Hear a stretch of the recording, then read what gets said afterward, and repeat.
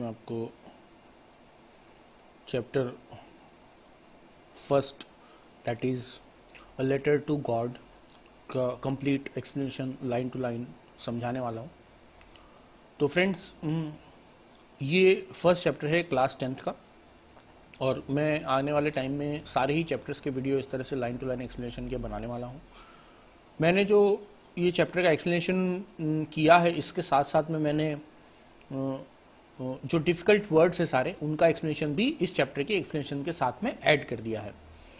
और स्टूडेंट्स को हेल्प करने के लिए चैप्टर के साथ जो क्वेश्चंस आते हैं, इंटेक्स क्वेश्चन और चैप्टर के एक्सरसाइज के जो क्वेश्चंस हैं, उन क्वेश्चंस के लिए मैंने एक अलग से वीडियो रिकॉर्ड किया है, जिसका लिंक आप डिस्क्रिप्शन में से ले सकते हैं, या फिर आप मेरे चैनल से बाकी वीडियो उस चैप्टर से रिलेटेड जितने भी क्वेश्चन आंसर्स के हैं वो भी देख सकते हैं। तो चलिए फ्रेंड्स, स्टार्ट करते हैं। लेटर टू गॉड, जिसके राइटर है हमारे G.L. फ्यूएंस। बिफोर यू रीड का जो सेक्शन है, एक बार वो देख लेते हैं। दे से फेथ कैन मूव माउंटेन्स। ऐसा कहा जाता है कि अगर किसी चीज में फेथ है तो उससे पर्वत को भी हिलाया जा सकता है। But what should we put our faith in, लेकिन हमारा फेथ किस चीज में होना चाहिए? This question this story delicately poses. इस स्टोरी में इसी क्वेश्चन को बहुत ही अच्छे से रिप्रेजेंट किया गया है। Lencho is a farmer. तो फ्रेंड्स, ये हमारा पहला कैरेक्टर है इस चैप्टर का, लेंचो, जो कि एक फार्मर होता है। Who writes a letter to God when his crop are ruined। वो गॉड को एक लेटर लिखता है जब उसकी क्रॉप पूरी तरह से डिस्ट्रॉय हो जाती है। Asking for 100 पैसोस। और वो क्या करता है, गॉड से बोलता है कि उसे 100 पैसोस की जरूरत है। तो फ्रेंड्स, जो पैसोस यहाँ पे वर्ड यूज किया गया है वो एक तरह का करेंसी है। जैसे हमारी कंट्रीज में Indian rupees is a currency, कुछ कंट्रीज में डॉलर इज अ करेंसी, उसी तरह से पैसोस भी कई जगह पे करेंसी के तरह फॉर्म में यूज होता है। Does Lencho reach God. क्या लेंचो भगवान तक पहुंच पाता है? Does God send him money. क्या गॉड उसे पैसे सेंड करते हैं? Think what you answer to this question would be. आप सोच सकते हैं कि इसके क्वेश्चन के आंसर क्या हो सकते हैं। And guess how the story continues. और थोड़ा गेस कीजिए कि स्टोरी में आगे क्या होता है। Before you begin to read it, जिस हम उससे रीड करना स्टार्ट करें उससे पहले। ठीक है फ्रेंड्स, आगे बढ़ते हैं। यहाँ पे हमारे पास एक एक्टिविटी दिया हुआ है, और ये जो एक्टिविटी है, ये activity is related to postal services, जिसके अंदर आपको एक मनी ऑर्डर सेंड करना है। बट चूंकि मनी ऑर्डर एक बहुत ही पुराना सब्जेक्ट है, और आजकल हम इसे बहुत ज़्यादा यूज़ नहीं करते हैं, क्योंकि हमारे पास एडवांस टेक्नोलॉजी है और हम करंट टाइम में पेटीएम है या और कोई डिजिटल ट्रांजैक्शन मोड यूज़ करते हैं नेट बैंकिंग के थ्रू। इस वजह से ये अब ऑब्स्टॉल हो चुका है, इस वजह से हम इसे ज़्यादा यूज़ नहीं करते हैं। तो इस एक्टिविटी को अभी हम यहाँ पे स्किप करके और हम सीधा आगे चैप्टर की ओर बढ़ेंगे। यहाँ से फ्रेंड हमारा चैप्टर स्टार्ट होता है।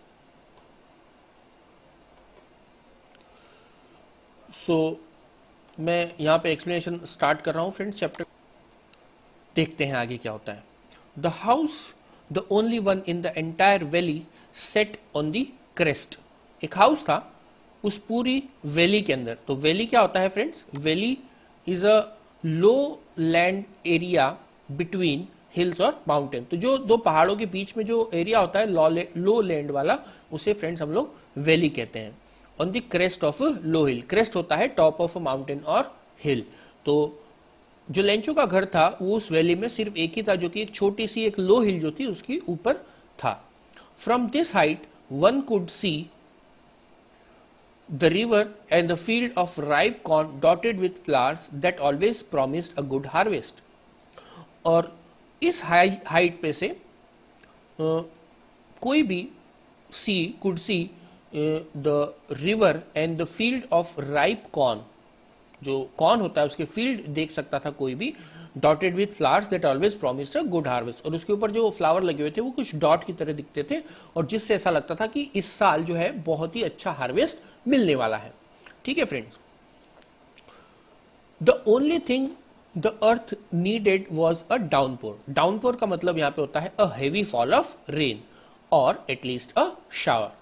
तो सिर्फ एक चीज जो वहां पे बाकी रह गई थी वो क्या थी? बारिश का होना। एक डाउनपोर या एक हल्की सी बारिश की वहां पे जरूरत थी।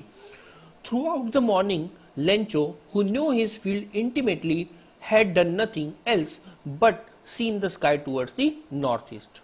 तो उस पूरी मॉर्निंग में लेंचो, जो कि अपने फील्ड को इंटीमेटली जानता था, इंटीमेटली मतलब in a way that involves detailed knowledge, या फिर एक प्राइवेट या एक पर्सनल तरीके से वो अपने फील्ड को जानता था। तो जो लेंचो था had done nothing else but see the sky towards the north east. उसने कुछ नहीं किया था, लेकिन सिर्फ नॉर्थ ईस्ट की तरफ वो स्काई को देख रहा था। Now we really going to get some water women. उसके बाद लेंचो क्या बोलता है कि अब शायद हमें कुछ पानी सच में मिलने वाला है। The women who was preparing supper. Supper का मतलब होता है इवनिंग मील, टिपिकली लाइट और इनफॉर्मल मील, जिसको हम डिनर भी बोल सकते हैं।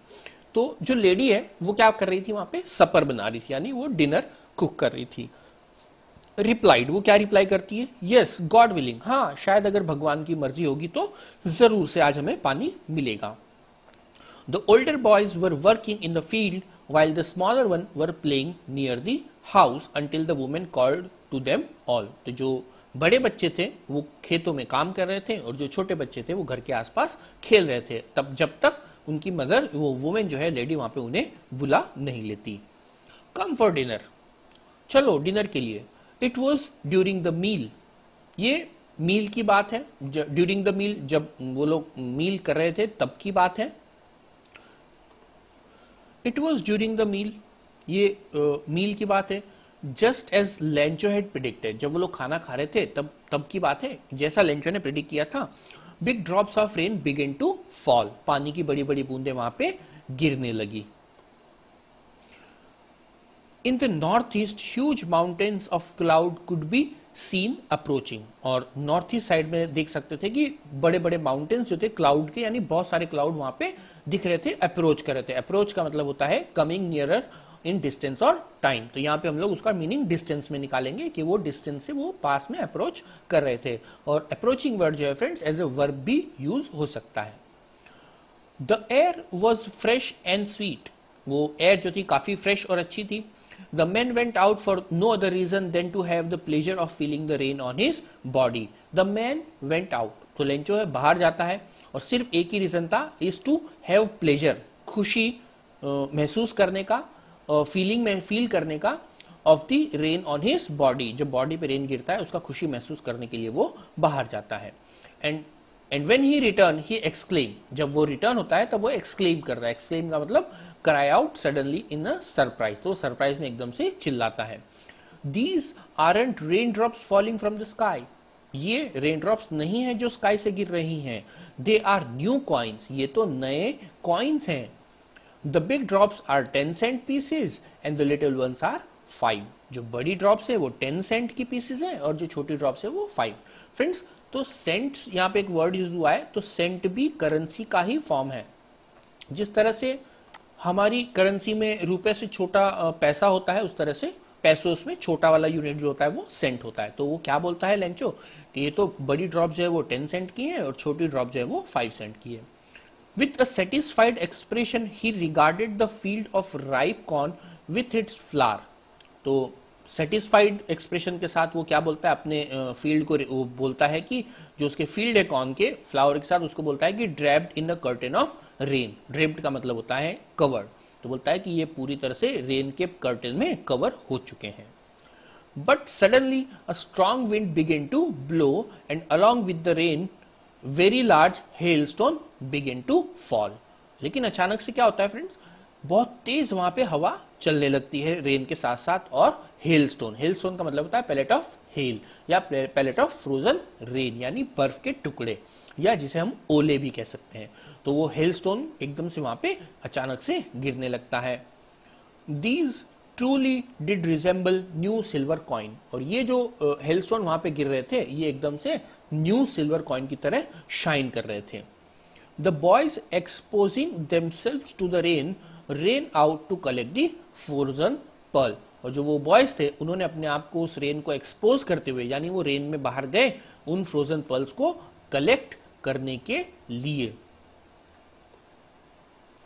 It's really getting bad now exclaim the man, और जब वो बच्चे बाहर गए फिर तभी वो लेंचो क्या बोलता है कि ये अब बहुत ही बुरा हो रहा है, एकदम से वो चिल्लाने लगा। I hope it passes quickly, और मैं ऐसा होप करता हूं कि जल्दी से यहां से पास हो जाए। It did not pass quickly, लेकिन ऐसा हुआ नहीं। For an hour the hell rain on the house, 1 घंटे तक वहां पे वो हेल जो है वहां पे गिरता रहा, वो जो फ्रोजन पर्ल्स थे वहां पे वो गिरते रहे।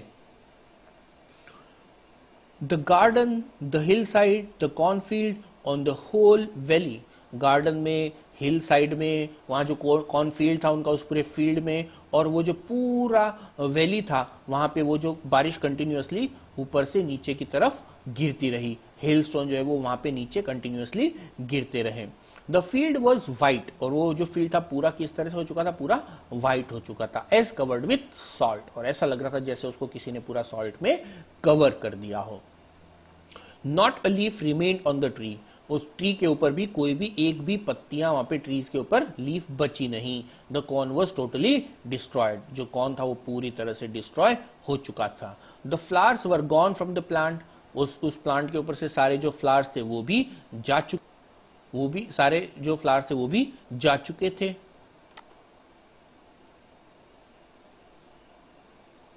Lencho, Lencho soul was filled with sadness, और जो लेंचो था वो पूरी तरह से सैड हो चुका था। When the storm had passed he stood in the middle of the field and said to his son, तो जब वो स्टोन वहां से पास हो गया तो लेंचो वहां पे फील्ड के बीच में खड़ा हो जाता है और अपने बच्चों से बोलता है, a plague of locust would have done less damage. तो ये यहाँ पे आप देख सकते हैं फ्रेंड्स कि लेंचो अपने फील्ड में खड़ा है और जो डायग्राम बता रहा है कि वो पूरी तरह से डिस्ट्रॉय हो चुका है। लोकस्ट का मीनिंग फ्रेंड्स यहाँ पे दिया हुआ है, insect which like which attack in big group और swarm and destroy the crop. तो लेंचो क्या बोलता है, a plague of locust would have left more than this year we will have no corn. Lencho बोलता है इस साल हमें कोई बिल्कुल भी कोई कॉर्न मिलने वाला नहीं है। The night was sorrowful, sorrowful मतलब फीलिंग और शोइंग ग्रीफ, तो वो जो नाइट थी उसकी बहुत ही दर्द भरी थी, उसको बहुत ही दुख हो रहा था। All our work for nothing, सारा हमारा काम बर्बाद हो गया। There is no one who can help us, कोई भी हमारी मदद नहीं कर सकता। We will all go hungry this year, और हम सब इस साल भूखे रह जाएंगे। फ्रेंड्स आई होप आप लोगों को यहां तक चैप्टर समझ में आ रहा है। अभी फ्रेंड्स यहाँ पे आप देख सकते हैं कि ओरल कॉम्प्रिहेंशन चेक के कुछ क्वेश्चंस यहाँ पे हैं 1, 2, 3 एंड 4। तो इस ओरल कॉम्प्रिहेंशन चेक के क्वेश्चंस के आंसर जो है मैंने एक अलग वीडियो में रिकॉर्ड करके अपलोड किया हुआ है, तो आप वहां से इसके क्वेश्चन के सारे आंसर देख सकते हैं और आप चाहें तो उन क्वेश्चंस के आंसर को नोट भी कर सकते हैं। ठीक है फ्रेंड्स, तो मैं आगे यहाँ पे कंटिन्यू करता हूँ।